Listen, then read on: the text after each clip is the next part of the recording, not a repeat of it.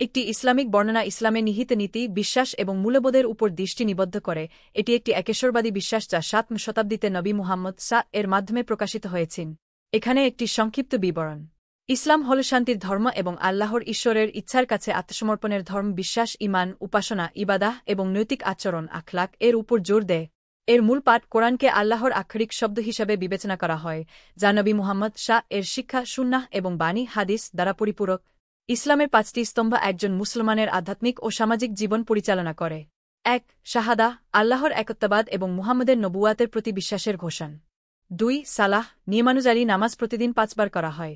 ৩. জাকাহ, ধনসম্পদ পবিত্র করা এবং অভাবগ্রস্তদের সাহায্য করার জন্য বাধ্যতামূলক দান।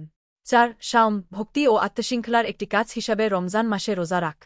৫. হজ, মক্কার তীর্থযাত্রা যারা আর্থিক এবং শারীরিকভাবে সক্ষম তাদের জন্য জীবনে একবার বাধ্যতামূলক। ইসলাম ন্যায়বিচার, সহানুভূতি এবং মানবতার ঐক্যের পক্ষে। এর শিক্ষাগুলি জীবনের প্রতিটি দিককে অন্তর্ভুক্ত করে, ব্যক্তিগত বিকাশ থেকে সামাজিক কল্যাণ পর্যন্ত। আল্লাহর কাছে জবাবদিহিতার উপর জোর দেয় এবং পরকালে চূড়ান্ত পরিত্রাণ অর্জনে সৎ কাজের গুরুত্ব দেয়।